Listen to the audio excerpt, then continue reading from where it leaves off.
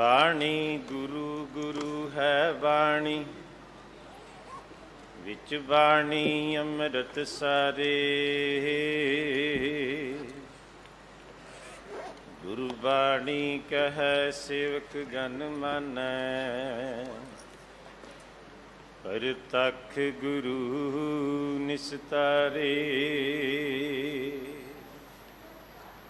ਬਾਣੀ ਬਿਰਲੋ ਵਿਚਾਰਸੀ, ਜੇ ਕੋ ਗੁਰਮੁਖ ਹੋਏ। ਇਹ ਬਾਣੀ ਮਹਾਂਪੁਰਖ ਕੀ, ਨਿਜ ਘਰ ਵਾਸ ਹੋਏ। ਮਹਾਂਦਿਵਸ ਮੂਰਤ ਭਲੇ, ਜਿਸ ਕੋ ਨਦਰ ਕਰੇ। ਨਾਨਕ ਮੰਗੈ ਦਰਸ਼ ਦਾਨ, ਕਿਰਪਾ ਕਰੋ ਹਰੇ। ਬਾਰਹ ਮਾਹਾ ਮਾਂਝ ਮਹੱਲਾ ਪੰਜਵਾਂ, ਘਰ ਚੌਥਾ ਇਕ ਓੰਕਾਰ, ਸਤਿਗੁਰ ਪ੍ਰਸਾਦਿ। ਆਸਾੜ ਤਪੰਦਾ ਤਿਸ ਲੱਗੈ, ਹਰਿ ਨਾਹ ਨ ਜਿਨਾ ਪਾਸ। ਜਗ ਜੀਵਨ ਪੁਰਖ ਤਿਆਗ ਕੈ, ਮਾਨਸ ਸੰਧਿਆਸ। ਆਸਾੜ ਤਪੰਦਾ ਤਿਸ ਲੱਗੈ, ਹਰਿ ਨਾਹ ਨ ਜਿਨਾ ਪਾਸ। ਜਗ ਜੀਵਨ ਪੁਰਖ ਤਿਆਗ ਕੈ, ਮਾਨਸ ਸੰਧਿਆਸ। ਦੁਈਐ ਭਾਏ ਵਿਗੁਚੀਐ, ਗਲ ਪਈ ਸੋ ਜਮ ਕੀ ਫਾਸ। ਜੇਹਾ ਬੀਜੈ ਸੋ ਲੁਣੈ, ਮੱਥੈ ਜੋ ਲਿਖਿਆਸ।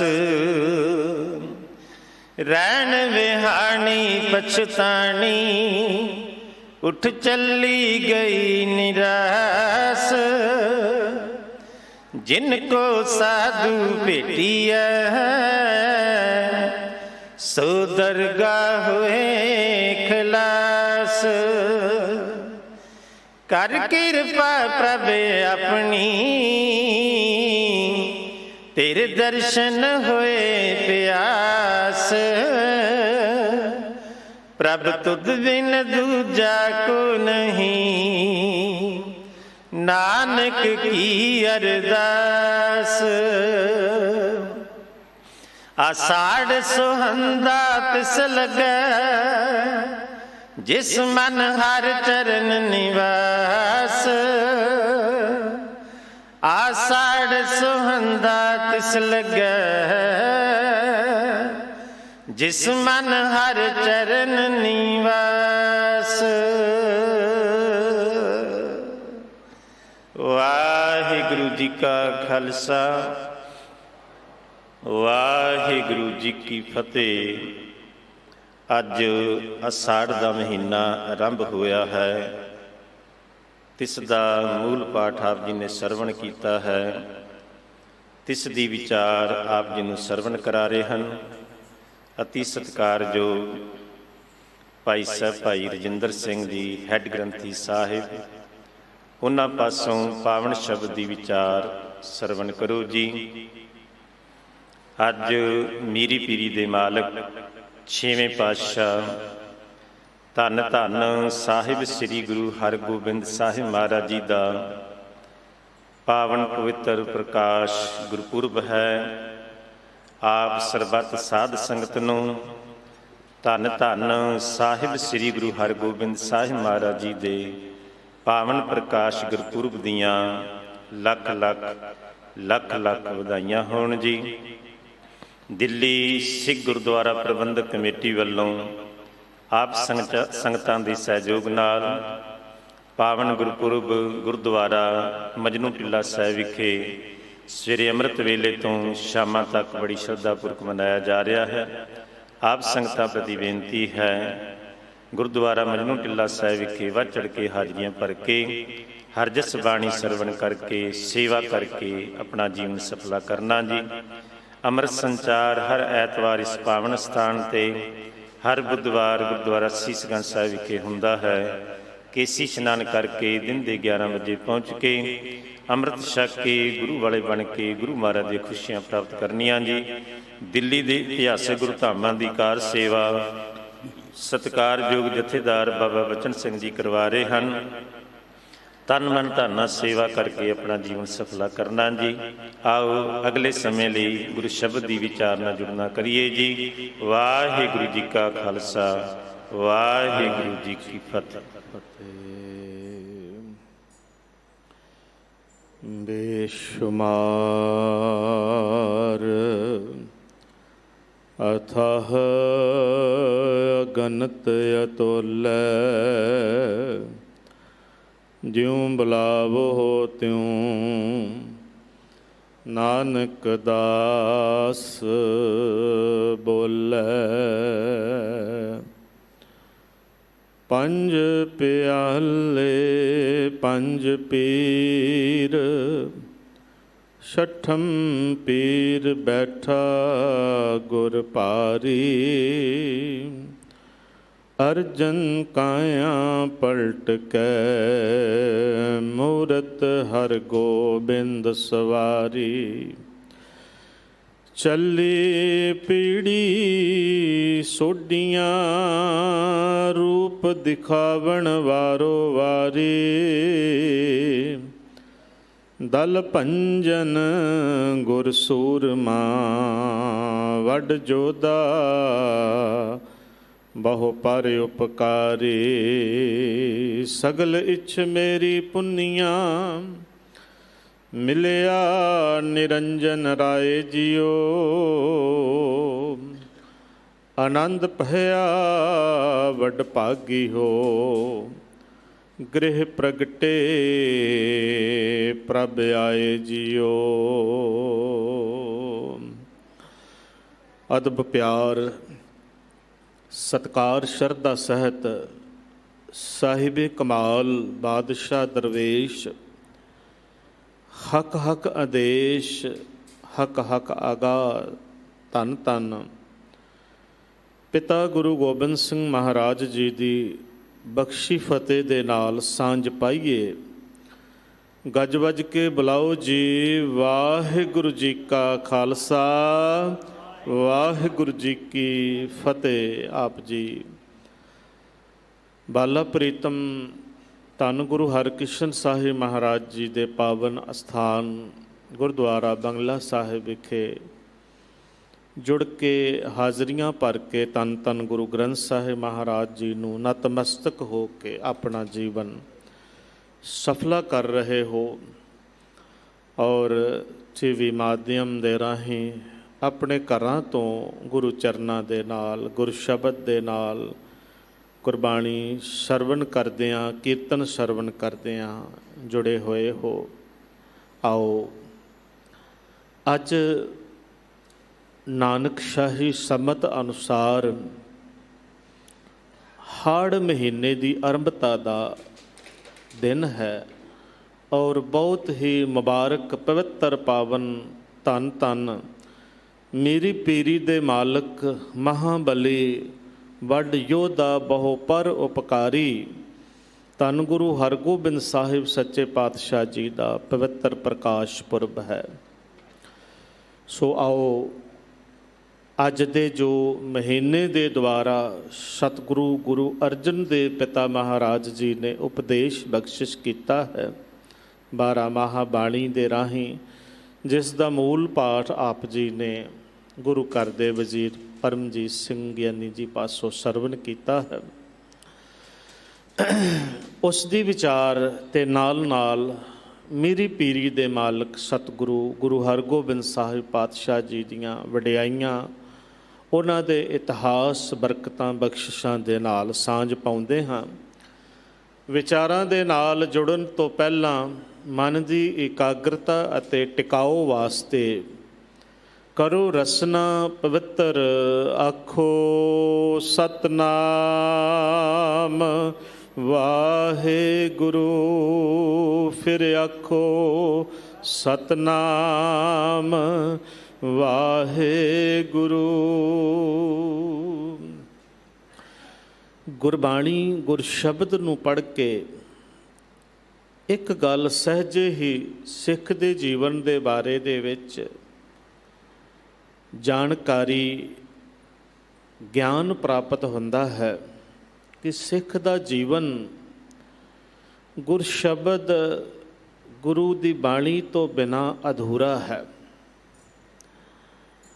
ਜੇ ਗੁਰਮੁਖ ਜੀਵਨ ਜਿਉਣਾ ਹੈ, ਸਫਲ ਜੀਵਨ ਜਿਉਣਾ ਹੈ, ਤੇ ਉਹਦਾ ਆਧਾਰ ਕੇਵਲ ਗੁਰੂ ਦਾ ਸ਼ਬਦ, ਬਾਣੀ ਹੀ ਹੈ। ਤਾਂ ਹੀ ਤੇ ਮਹਾਰਾਜ ਨੇ ਕਿਹਾ, ਮੈਂ ਗੁਰਬਾਣੀ ਦੇ ਨਾਲ ਮੈਨੂੰ ਇੰਨਾ ਪਿਆਰ ਹੈ, ਮੇਰਾ ਆਧਾਰ ਹੈ। ਮੈਂ ਗੁਰਬਾਣੀ ਦੇ ਨਾਲ ਜੁੜਿਆ ਰਹਿੰਦਾ ਹਾਂ, ਗੁਰਬਾਣੀ ਲਾਗ ਰਹਾਉ। ਮੇਰੀ ਸਤਿਗੁਰੂ ਦੇ ਨਾਲ ਪਿਰਹੜੀ ਹੈ, ਪ੍ਰੀਤ ਹੈ। ਇਸ ਵਾਸਤੇ ਇੱਕ ਇੱਕ ਅੱਖਰ, ਇੱਕ ਇੱਕ ਸ਼ਬਦ ਜਿਹੜਾ ਹੈ, ਪਲ ਪਲ ਸਿੱਖ ਦੀ ਅਗਵਾਈ ਕਰਦਾ ਹੈ। ਕੋਈ ਵਿਅਕਤੀ ਵਿਸ਼ੇਸ਼ ਅਗਵਾਈ ਨਹੀਂ ਕਰਦਾ। ਗੁਰੂ ਦਾ ਸ਼ਬਦ, ਮੈਂ ਗੁਰਬਾਣੀ ਆਧਾਰ ਹੈ, ਗੁਰਬਾਣੀ ਲਾਗ ਰਹਾਉ। ਆਧਾਰ, ਆਸਰਾ, ਪੈਟਰਨ ਜਿਹੜਾ ਹੈ ਉਹ ਗੁਰੂ ਦਾ ਸ਼ਬਦ ਹੀ ਹੈ।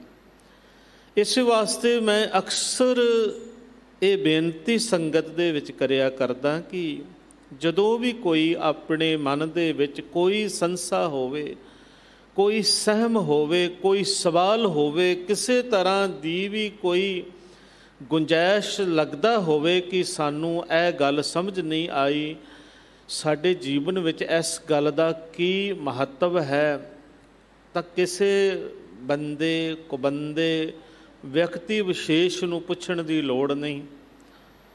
ਜੀਵੰਤ ਗੁਰੂ, ਗੁਰੂ ਗ੍ਰੰਥ ਸਾਹਿਬ ਸਾਡੇ ਦੇ ਵਿੱਚ ਹੈ। ਉਹ ਸਾਡੀ ਅਗਵਾਈ ਕਰਦੇ ਨੇ ਤੇ ਗੁਰੂ ਸ਼ਬਦ ਹੀ ਸਾਡੇ ਹਰ ਸੰਸੇ ਦਾ ਨਿਸਤਾਰਾ, ਪਾਰ ਉਤਾਰਾ ਕਰਦੇ ਨੇ। ਉਹਦੇ ਕੋਲੋਂ ਪੁੱਛੀਏ ਕੋਈ ਸਵਾਲ, ਕੋਈ ਗੱਲ, ਗੁਰੂ ਗ੍ਰੰਥ ਸਾਹਿਬ ਜੀ ਹੀ ਉਹਦਾ ਹੱਲ ਨੇ। ਗੁਰੂ ਦਾ ਸ਼ਬਦ ਹੀ ਹਰ ਸਮੱਸਿਆ ਦਾ ਹੱਲ ਹੈ ਸਿੱਖ ਦੀ ਜ਼ਿੰਦਗੀ ਦੇ ਵਿੱਚ। ਇਸ ਵਾਸਤੇ ਮੇਰੇ ਖਿਆਲ ਦੇ ਮੁਤਾਬਕ ਗੁਰਸ਼ਬਦ, ਗੁਰੂ ਗ੍ਰੰਥ ਸਾਹਿਬ ਜੀ ਦੇ ਆਸਰੇ ਪੜ੍ਹਨੇ ਤੋਂ ਇਲਾਵਾ ਕਿਸੇ ਹੋਰ ਮਤ, ਮਤਾਂਤ, ਕਿਸੇ ਹੋਰ ਗ੍ਰੰਥ ਦੇ ਵੱਲ ਅਸੀਂ ਦੇਖੀਏ, ਪੜ੍ਹੀਏ, ਵਿਚਾਰੀਏ, ਜੇਕਰ ਪਹਿਲੀ ਗੱਲ ਤੇ ਸਾਨੂੰ ਗੁਰੂ ਗ੍ਰੰਥ ਸਾਹਿਬ ਜੀ ਦਾ ਆਸਰਾ ਪੜ੍ਹਨਾ ਛੱਡ ਕੇ ਕਿਸੇ ਹੋਰ ਪਾਸੇ ਵੇਖਣ ਦੀ ਲੋੜ ਨਹੀਂ। ਪਰ ਜੇ, ਕਿਉਂਕਿ ਪੜ੍ਹਨਾ, ਗੁਣਨਾ ਇਹ ਸੰਸਾਰ ਦੀ ਕਾਰ ਹੈ। ਜਦੋਂ ਅਸੀਂ ਆਪਣੀ ਜ਼ਿੰਦਗੀ ਦੇ ਬਾਰੇ ਵਿਚਾਰਨਾ ਹੈ, ਸਿੱਖ ਦੀ ਜ਼ਿੰਦਗੀ ਦੇ ਬਾਰੇ ਵਿਚਾਰਨਾ ਹੈ, ਤਾਂ ਫਿਰ ਕਿਸੇ ਹੋਰ ਦੀ ਫਿਲਾਸਫੀ ਨੂੰ ਨਹੀਂ ਸਾਨੂੰ ਪੜ੍ਹਨਾ ਪਵੇਗਾ। ਸਾਨੂੰ ਆਪਣੀ ਫਿਲਾਸਫੀ, ਆਪਣੇ ਗੁਰੂ ਦੇ ਸ਼ਬਦ ਦੀ ਫਿਲਾਸਫੀ, ਸਿਧਾਂਤ, ਵਿਚਾਰਧਾਰਾ ਨੂੰ ਘੋਖਣਾ ਪਵੇਗਾ। ਉਹਦੇ ਵਿੱਚੋਂ ਸਾਡੇ ਜਿਹੜੇ ਨੇ ਸੰਸਿਆਂ ਦੇ ਜਵਾਬ ਜਿਹੜੇ ਨੇ ਉਹ ਮਿਲਣਗੇ, ਕਿਸੇ ਹੋਰ ਦੇ ਵਿੱਚੋਂ ਨਹੀਂ ਮਿਲਣਗੇ। ਇਸ ਕਰਕੇ ਗੁਰੂ ਗ੍ਰੰਥ ਸਾਹਿਬ ਸਾਡੀ ਕਸਵੱਟੀ ਹੈ, ਗੁਰਬਾਣੀ ਹੀ ਸਾਡੀ ਕਸਵੱਟੀ ਹੈ।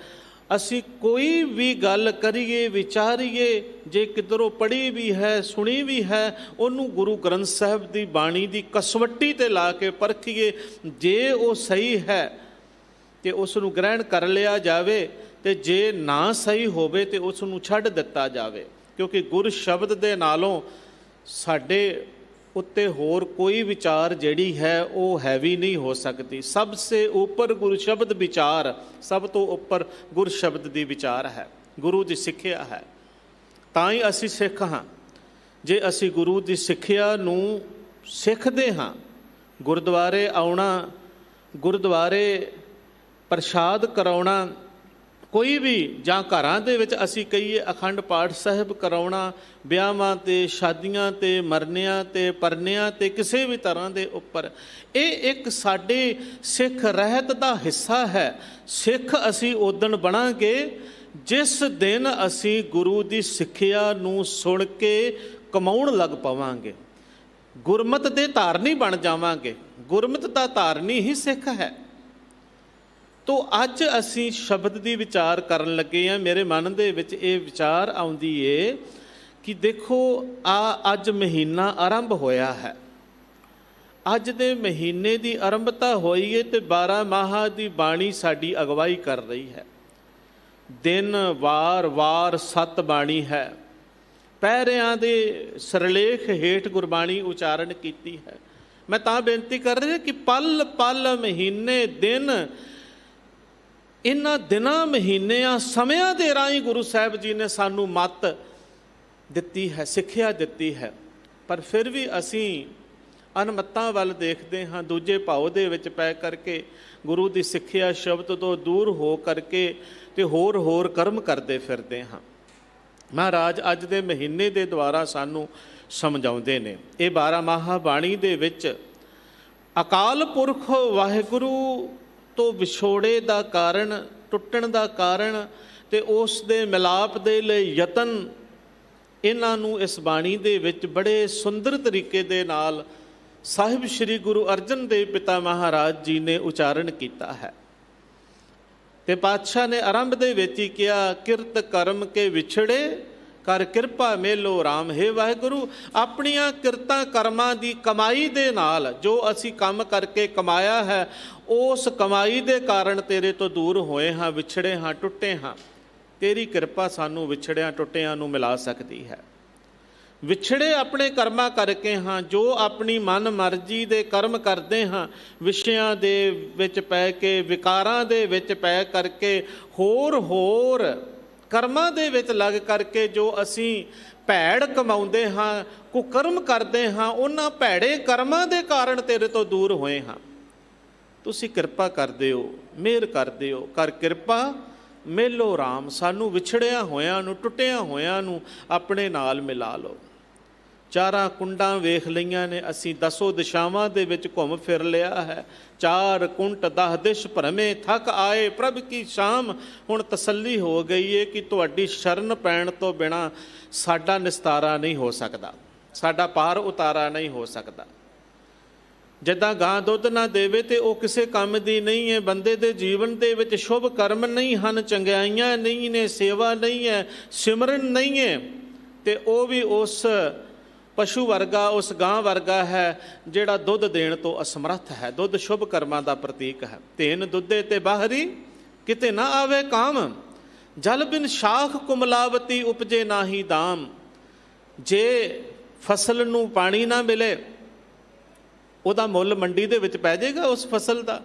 ਜਿਸ ਫਸਲ ਨੂੰ ਪਾਣੀ ਹੀ ਨਹੀਂ ਮਿਲਿਆ, ਜਿਸ ਨੂੰ ਚੰਗੇ ਵਿਚਾਰਾਂ ਦੀ, ਜਿਸ ਜੀਵਨ ਦੇ ਵਿੱਚ ਖੁਰਾਕ ਨਹੀਂ ਹੈ, ਸੇਵਾ ਦੀ, ਸਿਮਰਨ ਦੀ, ਬੰਦਗੀ ਦੀ, ਗੁਰੂ ਦੇ ਸ਼ੁਭ ਗਿਆਨ ਦੀ ਜਿਹਦੇ ਕੋਲ ਖੁਰਾਕ ਨਹੀਂ ਹੈ, ਸੱਚ ਜਾਣਿਓ ਉਹ ਉਸ ਫਸਲ ਵਰਗਾ ਹੈ ਜਿਸ ਨੂੰ ਪਾਣੀ ਨਹੀਂ ਮਿਲਿਆ ਤੇ ਉਹਦਾ ਮੁੱਲ ਮੰਡੀ ਦੇ ਵਿੱਚ ਨਹੀਂ ਹੈ। ਇਸੇ ਤਰ੍ਹਾਂ ਜੀਵਨ ਦੇ ਵਿੱਚ, ਸੰਸਾਰ ਦੇ ਵਿੱਚ ਵਿਚਰਦਿਆਂ ਉਸ ਜ਼ਿੰਦਗੀ ਦਾ ਵੀ ਕੋਈ ਮੁੱਲ ਨਹੀਂ ਹੈ ਜਿਸ ਜ਼ਿੰਦਗੀ ਦੇ ਵਿੱਚ ਨਾਮ ਸਿਮਰਨ ਦੀ ਕਮਾਈ ਨਹੀਂ ਹੈ। ਹਜ਼ੂਰ ਕਹਿੰਦੇ ਨੇ, ਜਲ ਬਿਨ ਸ਼ਾਖ ਕੁਮਲਾਵਤੀ ਉਪਜੇ ਨਾਹੀ ਦਾਮ। ਦਾਮ ਦਾ ਮਤਲਬ ਹੈ ਮੁੱਲ, ਪੈਸੇ, ਦਾਮ ਪੈਸੇ, ਰੁਪਏ ਨਹੀਂ ਮਿਲਦੇ ਉਹਦੀ ਭਾਵ ਉਹਦੀ ਕੀਮਤ ਕੋਈ ਨਹੀਂ ਹੈ। ਉਸ ਮਨੁੱਖੀ ਜੀਵਨ ਦੀ ਵੀ ਕੋਈ ਕੀਮਤ ਨਹੀਂ ਹੈ ਜਿਸ ਜੀਵਨ ਦੇ ਵਿੱਚ ਸੇਵਾ ਨਹੀਂ ਹੈ, ਸਿਮਰਨ ਨਹੀਂ ਹੈ, ਜਿਸ ਜੀਵਨ ਦੇ ਵਿੱਚ ਪਰ ਉਪਕਾਰ ਨਹੀਂ ਹੈ। ਇਹ ਸਾਰਾ ਕੁਝ ਤਾਂ ਹੀ ਆਵੇਗਾ ਜਦੋਂ ਅਸੀਂ ਉਸ ਮਾਲਕ ਦੀ ਯਾਦ ਦੇ ਵਿੱਚ ਜੁੜਾਂਗੇ। ਹਰ ਨਾਹ ਨਾ ਮਿਲੀਏ ਸਾਜਨੇ ਕਤ ਪਾਈਏ ਵਿਸ਼ਰਾਮ।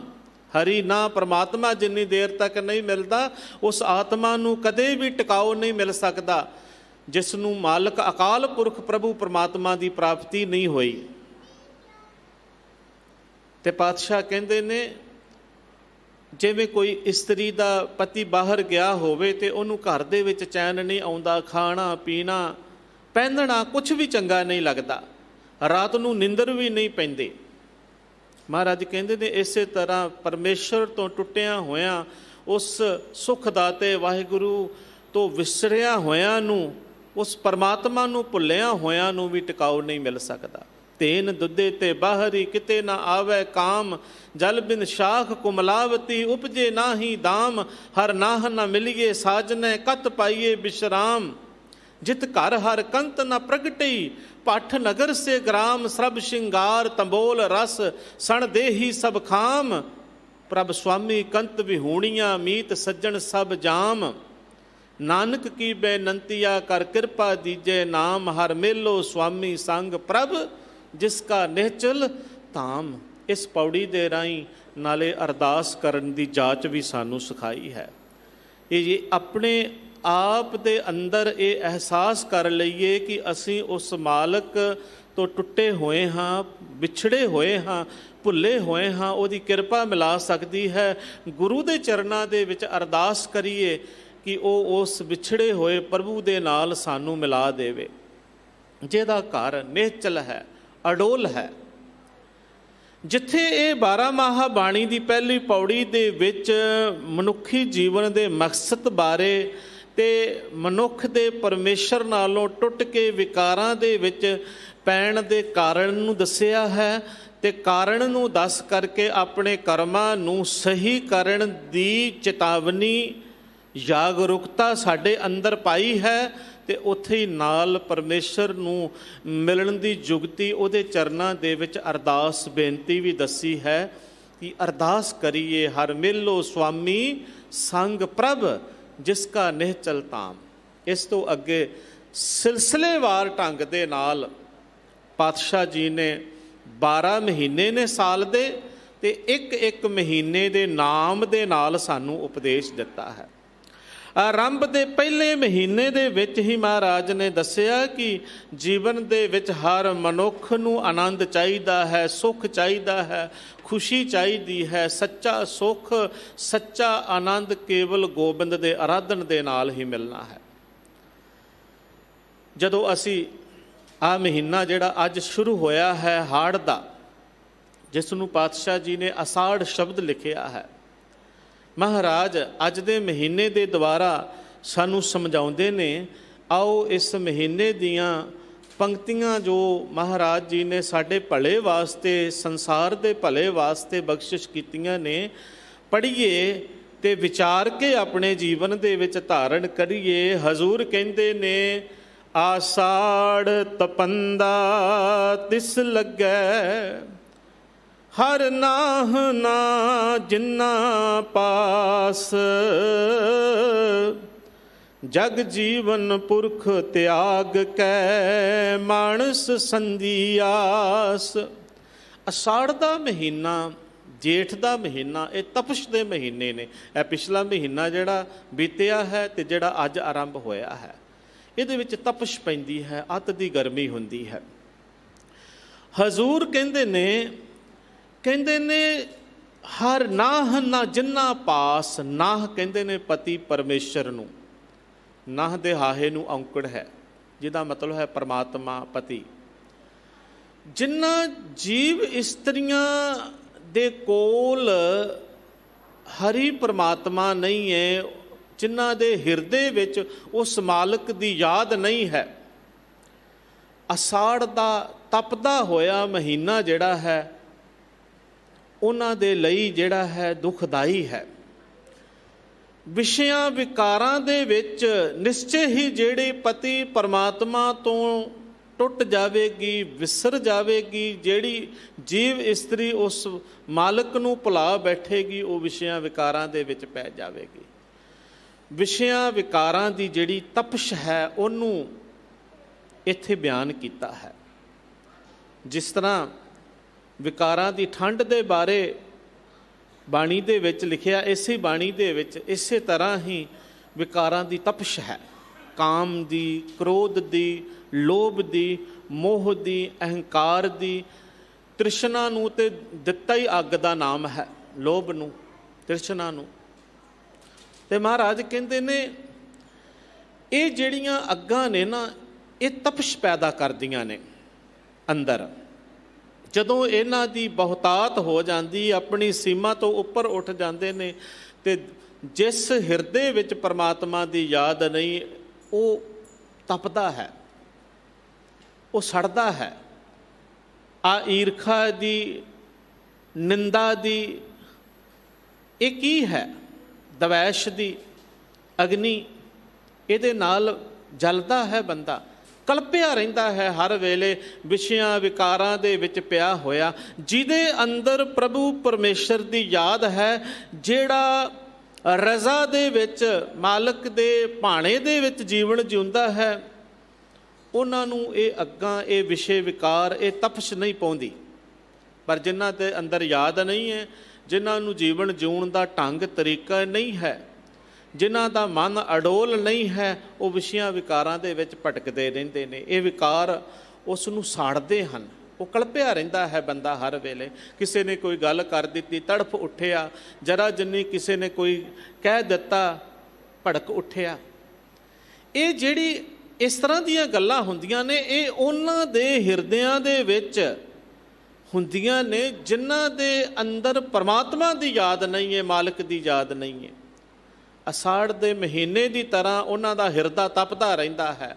ਅਸਾੜ ਤਪੰਦਾ ਤਿਸ ਲੱਗੇ ਹਰ ਨਾ ਹਨ ਜਿਨ੍ਹਾਂ ਪਾਸ, ਹਰੀ ਨਾ ਜਿਨ੍ਹਾਂ ਦੇ ਕੋਲ ਨਹੀਂ ਹੈ। ਜਗ ਜੀਵਨ ਪੁਰਖ ਤਿਆਗ ਕੈ ਮਾਨਸ ਸੰਧੀ ਆਸ। ਜਗ ਜੀਵਨ ਦਾ ਮਤਲਬ ਜਗਤ ਦੇ ਜੀਵਨ, ਜਗਤ ਦੇ ਆਸਰੇ। ਸਾਰੇ ਸੰਸਾਰ ਦਾ ਆਸਰਾ ਕੌਣ ਹੈ? ਪਰਮਾਤਮਾ ਹੈ। ਕਿਹਦੇ ਆਸਰੇ ਹੈ ਇਹ ਸਾਰਾ ਜਗਤ, ਇਹ ਸਾਰੀ ਧਰਤੀ? ਕਿਹਦੇ ਆਸਰੇ ਟਿਕੀ ਹੋਈ ਹੈ? ਨਾਮ ਦੇ ਆਸਰੇ, ਉਸ ਪਰਮਾਤਮਾ ਦੇ ਆਸਰੇ ਟਿਕੀ ਹੋਈ ਹੈ।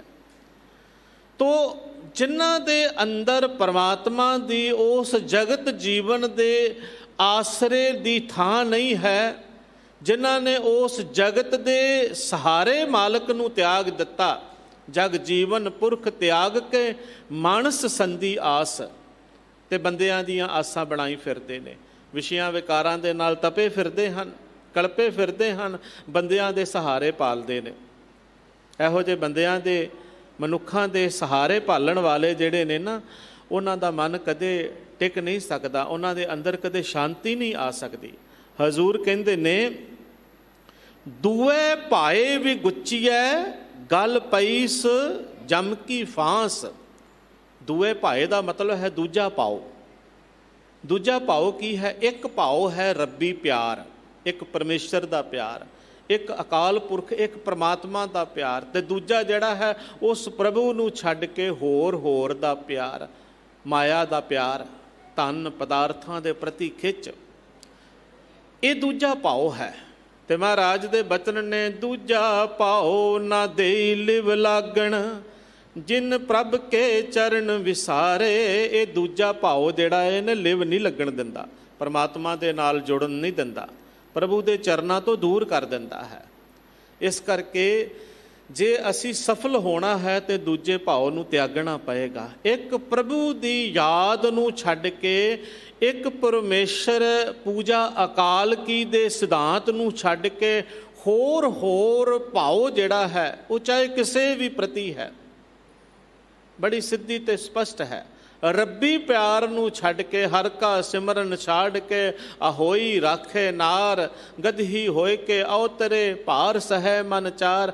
ਇੱਦਾਂ ਦੇ ਬੜੇ ਸ਼ਬਦ ਸ਼ਲੋਕ ਕਬੀਰ ਸਾਹਿਬ ਮਹਾਰਾਜ ਜੀ ਦੇ, ਸਤਿਗੁਰੂ ਦੀ ਹੋਰ ਬਾਣੀ ਦੇ ਵਿੱਚ ਅੰਕਿਤ ਨੇ, ਜਿਹੜੇ ਸਾਨੂੰ ਸੁਚੇਤ ਕਰਦੇ ਨੇ ਦੂਜੇ ਭਾਉ ਤੋਂ, ਕਿ ਅਸੀਂ ਦੂਜੇ ਭਾਉ ਦੇ ਵਿੱਚ ਨਹੀਂ ਪੈਣਾ, ਦੂਜੇ ਦੇ ਪਿਆਰ ਦੇ ਵਿੱਚ ਨਹੀਂ ਪੈਣਾ, ਇੱਕ ਦੇ ਪਿਆਰ ਦੇ ਵਿੱਚ ਰਹਿਣਾ ਹੈ।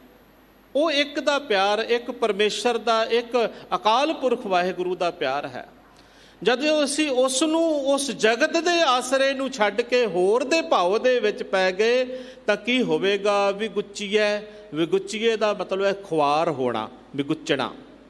ਫਿਰ ਬੰਦਾ ਖੁਆਰ ਹੁੰਦਾ ਹੈ ਦੂਜੇ ਭਾਉ ਦੇ ਵਿੱਚ ਪੈ ਕਰਕੇ, ਤੇ ਉਹਦੇ ਗਲ ਦੇ ਵਿੱਚ ਵਿਸ਼ਿਆਂ ਵਿਕਾਰਾਂ ਦੇ ਜਮਾਂ ਦੀ ਫਾਹੀ ਪਈ ਰਹਿੰਦੀ। ਗਲ ਪਈ ਸੋ ਜਮ ਕੀ ਫਾਂਸ।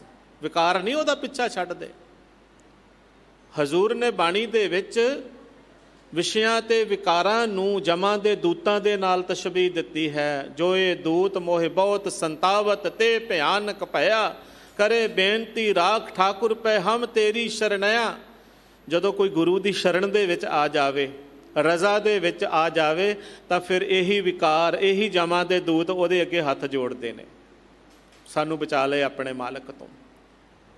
ਲੇਕਿਨ ਜਿਹੜਾ ਉਹਦੀ ਰਜ਼ਾ ਵਿੱਚ ਚੱਲ ਰਿਹਾ ਹੈ, ਜਿਹਨੇ ਗੁਰਮਤਿ ਦਾ ਜੀਵਨ ਜਿਹੜਾ ਹੈ, ਜੁਗਤ ਜਿਹੜੀ ਹੈ ਉਹ ਸਮਝ ਲਈ ਹੈ ਕਿ ਇਸ ਤਰ੍ਹਾਂ ਜ਼ਿੰਦਗੀ ਜਿਉਣੀ ਹੈ, ਐਦਾਂ ਜੀਵਨ ਸਫਲ ਹੋਣਾ ਹੈ, ਤੇ ਉਹ ਫਿਰ ਜਮਾਂ ਦੀ ਮਾਰ ਤੋਂ ਬਚ ਜਾਂਦਾ ਹੈ।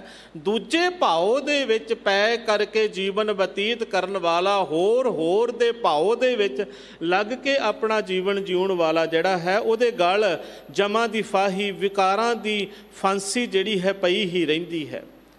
ਪਰ ਹਜ਼ੂਰ ਕਹਿੰਦੇ ਨੇ, ਜਿਹਾ ਬੀਜੈ ਸੋ ਲੁਣੈ, ਮੱਥੈ ਜੋ ਲਿਖਿਆਸ। ਬੰਦਾ ਇਹ ਨਿਜ਼ਮ ਹੈ।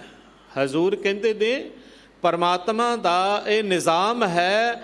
ਉਹਨੇ ਨਿਜ਼ਮ ਬਣਾਇਆ ਹੈ ਕਿ ਜਿਸ ਤਰ੍ਹਾਂ ਜਿਸ ਜ਼ਮੀਨ ਦੇ ਵਿੱਚ ਜਿਹੋ ਜਿਹਾ ਬੀਜ ਬੀਜੀਏ, ਉਹੋ ਜਿਹਾ ਹੀ ਪੌਦਾ ਤੇ ਉਹੋ ਜਿਹਾ ਹੀ ਫਲ ਜਿਹੜਾ ਹੈ ਉਸ ਪੌਦੇ ਨੂੰ ਲੱਗਦਾ ਹੈ। ਜਿਹੜੀ ਫਸਲ ਬੀਜੀਏ ਉਹੀ ਫਸਲ ਉੱਗਦੀ ਹੈ ਤੇ ਉਹੀ ਕੱਟਣੀ ਪੈਂਦੀ ਹੈ। ਜਿਹਾ ਬੀਜੇ, ਜਿਹੋ ਜਿਹਾ ਬੀਜਾਂਗੇ। ਸੋ ਲੁਣੇ, ਲੁਣੇ ਦਾ ਮਤਲਬ ਹੈ ਕੱਟਣਾ, ਵੱਢਣਾ। ਕਿਸਾਨ, ਜ਼ਿਮੀਂਦਾਰ ਜਿਹੜੀ ਫਸਲ ਆਪਣੀ ਜ਼ਮੀਨ ਵਿੱਚ ਬੀਜਦਾ ਹੈ, ਉਹਨੂੰ ਉਹੀ ਕੱਟਣੀ ਪੈਂਦੀ ਹੈ। ਇਹ ਕਿਰਤ ਦਾ ਜਿਹੜਾ ਹੈ ਇਹ ਨਿਜ਼ਾਮ ਹੈ। ਮਹਾਰਾਜ ਨੇ ਸਾਨੂੰ ਸਮਝਾਇਆ ਹੈ, ਜ਼ਿੰਦਗੀ ਦੇ ਵਿੱਚ ਜਿਹੜਾ ਕੰਮ ਕਰੋਗੇ, ਖੇਤ ਸਰੀਰ ਜੋ ਬੀਜੀਏ ਸੋ ਅੰਤ ਖਲੋਆ ਆਏ। ਇਹ ਸਰੀਰ ਇੱਕ ਧਰਤੀ ਦੀ ਤਰ੍ਹਾਂ ਹੈ। ਇਹਦੇ ਵਿੱਚ ਜਿਹੜੇ ਕਰਮਾਂ ਦਾ ਬੀਜ ਬੀਜਾਂਗੇ ਉੱਦਾਂ ਦਾ ਹੀ ਫਲ ਮਿਲਣਾ ਹੈ। ਬਾਬਾ ਫਰੀਦ ਜੀ ਨੇ ਬੜਾ ਸੋਹਣਾ ਦ੍ਰਿਸ਼ਟਾਂਤ ਦਿੱਤਾ ਹੈ। ਕਹਿੰਦੇ ਇੱਕ ਜੱਟ, ਇੱਕ ਜ਼ਿਮੀਂਦਾਰ ਆਪਣੇ ਖੇਤ ਦੇ ਵਿੱਚ ਕਿੱਕਰ ਦੇ ਬੀਜ ਕਰਕੇ ਆਖੇ ਬਿਜੌਰ ਦੇਸ਼ ਦੀਆਂ ਦਾਖਾਂ ਉਹਨੂੰ ਮਿਲ ਜਾਣ, ਜਾਂ ਫਿਰ ਉਹ ਕਹਿੰਦੇ ਨੇ ਕਪਾਹ ਦੇ ਬੀਜ ਕਰਕੇ ਕਵੇ ਕਿ ਰੇਸ਼ਮ ਦੇ ਕੱਪੜੇ ਉਹਨੂੰ ਮਿਲ ਜਾਣ। ਨਹੀਂ, ਐਦਾਂ ਨਹੀਂ ਹੁੰਦਾ। ਫਰੀਦਾ ਲੋੜੇ ਦਾਖ ਬਿਜੂਰੀਆਂ, ਕਿੱਕਰ ਬੀਜੇ ਜੱਟ, ਹੰਡੇ ਉਨ ਕਤਾਏ ਦਾ ਪੈਂਦਾ ਲੋੜੇ ਪੱਟ। ਕਹਿੰਦੇ ਇਹ ਨਿਜ਼ਾਮ ਨਹੀਂ ਹੈ। ਨਿਜ਼ਾਮ ਇਹ ਹੈ, ਜਿਹੋ ਜਿਹਾ ਬੀਜ ਦੇ, ਕਿੱਕਰ ਦੇ ਬੀਜ ਬੀਜੇ ਨੇ, ਕਿੱਕਰ ਦੇ ਪੌਦੇ ਉੱਗਣਗੇ ਤੇ ਕਿੱਕਰ ਦੇ ਪੌਦਿਆਂ ਨੂੰ, ਰੁੱਖਾਂ ਨੂੰ ਕੰਡੇ ਲੱਗਦੇ ਨੇ, ਬਿਜੌਰ ਦੇਸ਼ ਦੀਆਂ ਦਾਖਾਂ ਨਹੀਂ ਲੱਗਦੀਆਂ। ਮੰਦੇ ਕੰਮ ਕਰਕੇ, ਭੈੜੇ ਕੰਮ ਕਰਕੇ ਚੰਗੇ ਦੀ ਆਸ ਰੱਖੇ ਤੇ ਕਦੇ ਨਹੀਂ ਚੰਗਾ ਫਲ ਉਹਨੂੰ ਮਿਲ ਸਕਦਾ। ਮੰਦੇ ਕਰਮੀ ਨਾਨਕਾ ਜਤ ਕਤ। ਜਿੱਥੇ ਮਹਾਰਾਜ ਦਾ ਇਹ ਫੈਸਲਾ ਹੈ, ਜਿਹੜੇ ਕੰਮ ਕਰਾਂਗੇ, ਜਿਹੋ ਜਿਹੇ ਕਰਾਂਗੇ, ਉਹੋ ਜਿਹਾ ਹੀ ਫਲ ਜਿਹੜਾ ਹੈ ਜੀਵਨ ਦੇ ਵਿੱਚ ਜਤ ਕਤ ਮੰਦਾ ਹੋਏ, ਉਹੋ ਜਿਹਾ ਹੀ ਫਲ ਸਾਨੂੰ ਪ੍ਰਾਪਤ ਹੋਣਾ ਹੈ।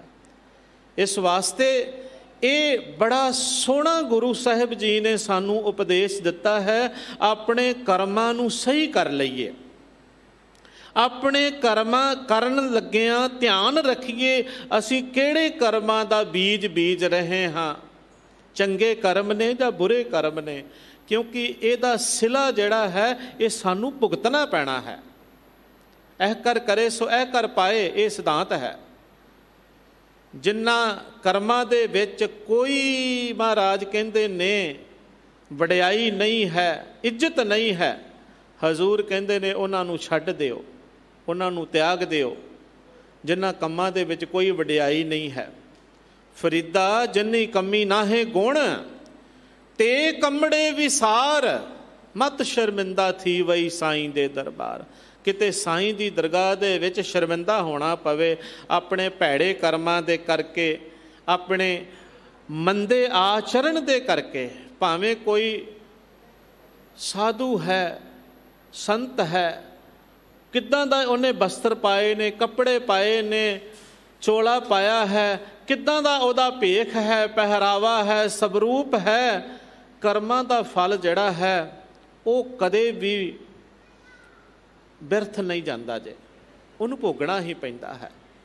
ਗੁਰਬਾਣੀ ਦੇ ਅੰਦਰ ਉਹ ਦ੍ਰਿਸ਼ਟਾਂਤ ਦਿੱਤੇ ਨੇ ਜਿਨ੍ਹਾਂ ਦ੍ਰਿਸ਼ਟਾਂਤਾਂ ਨੂੰ ਭਗਤ ਤਰਲੋਚਨ ਜੀ ਦਾ ਸ਼ਬਦ ਪੜ੍ਹਾਂਗੇ ਤੇ ਉਹ ਕਹਿੰਦੇ ਨੇ ਦੁਕ੍ਰਿਤ ਸੁਕ੍ਰਿਤ ਹਾਰੋ ਕਰਮਰੀ। ਸ਼ਿਵ ਜੀ ਦੇ ਮੱਥੇ ਦੇ ਉੱਪਰ ਉਹਨਾਂ ਨੇ ਉਦਾਹਰਣ ਦਿੱਤੀ ਹੈ ਕਿ ਚੰਦਰਮਾ ਹੈ ਪਰ ਉਹਦੇ ਕਲੰਕ ਨੂੰ ਕੋਈ ਮਿਟਾ ਨਹੀਂ ਸਕਿਆ।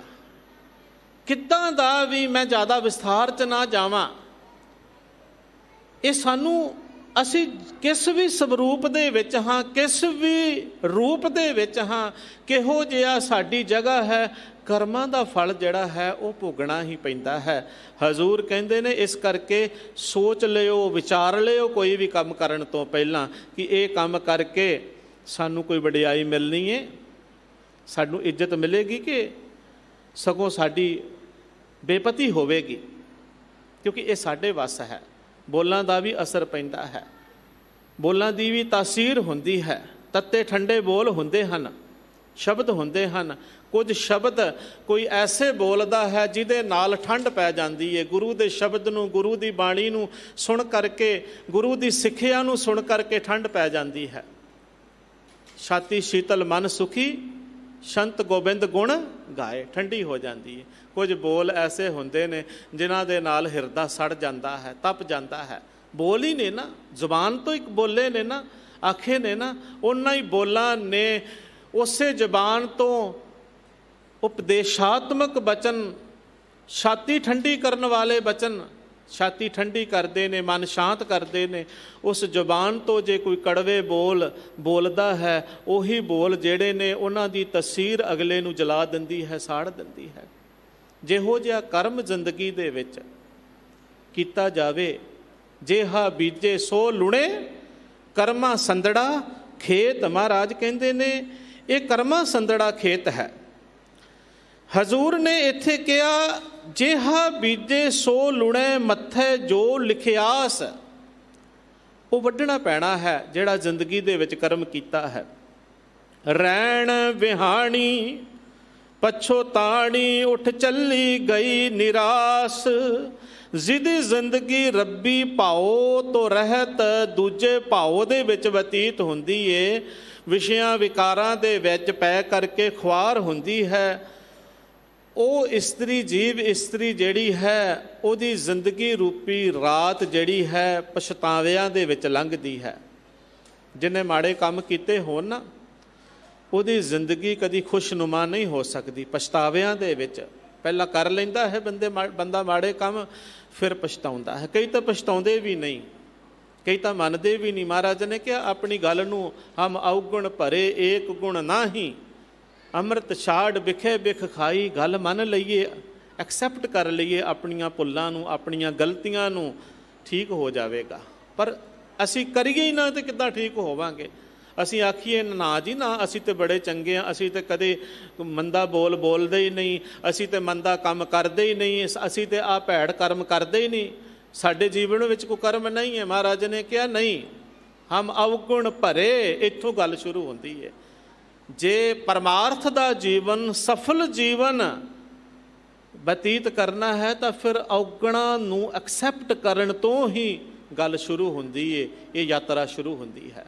ਤਾਂ ਮਹਾਰਾਜ ਕਹਿੰਦੇ ਨੇ ਉਹਦੀ ਜ਼ਿੰਦਗੀ, ਉਸ ਇਸਤਰੀ ਦੀ ਜ਼ਿੰਦਗੀ ਜਿਹੜੀ ਜੀਵ ਇਸਤਰੀ ਦੀ ਜ਼ਿੰਦਗੀ ਦੀ ਰਾਤ ਜਿਹੜੀ ਹੈ, ਰੈਣ ਵਿਹਾਣੀ ਪਛਤਾਣੀ, ਉੱਠ ਚੱਲੀ ਗਈ ਨਿਰਾਸ। ਜਿਹਨੇ ਜ਼ਿੰਦਗੀ 'ਚ ਕਦੇ ਚੰਗੇ ਕੰਮ ਨਾ ਕੀਤੇ ਹੋਣ, ਕਿਸੇ ਦਾ ਭਲਾ ਨਾ ਕੀਤਾ ਹੋਵੇ, ਵਿਸ਼ਿਆਂ ਵਿਕਾਰਾਂ ਦੇ ਵਿੱਚ ਪੈ ਕਰਕੇ ਰੱਬੀ ਯਾਦ ਤੋਂ ਹੀਣੇ ਹੋ ਕਰਕੇ ਵਿਕਾਰ ਵਿਕਰਮ ਕੁਕਰਮ ਕਰਦਿਆਂ ਹੋਇਆਂ ਜਿਹਨੇ ਆਪਣਾ ਜੀਵਨ ਬਤੀਤ ਕਰਦਾ ਹੈ, ਕੀਤਾ ਹੈ, ਉਹ ਪਛਤਾਵਿਆਂ ਦੇ ਵਿੱਚ ਹੀ ਜਿਉਂਦਾ ਹੈ। ਇਸੇ ਤਰ੍ਹਾਂ ਹੀ ਉੱਠ ਕੇ ਚਲਿਆ ਜਾਂਦਾ ਹੈ। ਉੱਠ ਚੱਲੀ ਗਈ ਨਿਰਾਸ਼। ਮਾੜੇ ਕੰਮ ਕਰਕੇ ਕੋਈ ਖੁਸ਼ੀ ਨਹੀਂ, ਨਿਰਾਸ਼ਾ ਪੱਲੇ ਪੈਂਦੀ ਹੈ। ਨਿਰਾਸ਼ਤਾ ਵਾਲਾ ਜੀਵਨ ਹੈ ਇਹ। ਤੇ ਪਾਤਸ਼ਾਹ ਕਹਿੰਦੇ ਨੇ ਇਸ ਦੇ ਵਿਪਰੀਤ ਜਿਹਨੂੰ ਗੁਰੂ ਮਿਲਿਆ ਜ਼ਿੰਦਗੀ ਦੇ ਵਿੱਚ, ਜਿਨ ਕੋ ਸਾਧੂ ਭੇਟੀਐ ਸੋ ਦਰਗਹਿ ਹੋਏ ਖਲਾਸ, ਉਹ ਵਾਹਿਗੁਰੂ ਦੀ ਦਰਗਾਹ ਦੇ ਵਿੱਚ ਖਲਾਸ ਹੋ ਜਾਂਦਾ ਹੈ। ਖਲਾਸ ਦਾ ਮਤਲਬ ਹੈ ਮੁਕਤ ਹੋ ਜਾਣਾ, ਵਿਸ਼ਿਆਂ ਵਿਕਾਰਾਂ ਤੋਂ ਮੁਕਤੀ ਪਾ ਲੈਣੀ। ਜਿਹਨੂੰ ਸਾਧੂ ਗੁਰੂ ਮਿਲ ਪਿਆ, ਜਿਹਨੇ ਸਾਧੂ ਗੁਰੂ ਦਾ ਪੱਲਾ ਪਕੜ ਲਿਆ, ਉਹ ਉਸ ਗੁਰੂ ਦਾ ਪੱਲਾ ਫੜ ਕਰਕੇ, ਉਸ ਗੁਰੂ ਦੇ ਅਨੁਸਾਰੀ ਹੋ ਕਰਕੇ, ਗੁਰੂ ਦੀ ਸਿੱਖਿਆ ਅਨੁਸਾਰ ਉਹ ਆਪਣੀ ਜ਼ਿੰਦਗੀ ਜਿਉ ਰਿਹਾ ਹੈ, ਜੀਵਨ ਬਤੀਤ ਕਰ ਰਿਹਾ ਹੈ, ਤਾਂ ਉਹ ਨਿਸ਼ਚੇ ਹੀ ਮੁਕਤ ਹੋਵੇਗਾ। ਸੋ ਦਰਗਹਿ ਹੋਏ ਖਲਾਸ, ਇਹਦੇ ਵਿੱਚ ਕੋਈ ਦੂਜੇ ਰਾਏ ਨਹੀਂ ਹੈ। ਪਾਤਸ਼ਾਹ ਕਹਿੰਦੇ ਨੇ, ਮੈਂ ਅਰਦਾਸ ਕਰਦਾ ਹਾਂ, ਕਰ ਕਿਰਪਾ ਪ੍ਰਭ ਆਪਣੀ, ਤੇਰੇ ਦਰਸ਼ਨ ਹੋਏ ਪਿਆਸ। ਹੈ ਪ੍ਰਭੂ, ਆਪਣੀ ਕਿਰਪਾ ਕਰ, ਆਪਣੀ ਮਿਹਰ ਕਰ, ਮੇਰੇ ਅੰਦਰ ਤੇਰੇ ਦਰਸ਼ਨਾਂ ਦੀ ਤਾਂਘ ਬਣੀ ਰਵੇ, ਪਿਆਸ ਬਣੀ ਰਵੇ।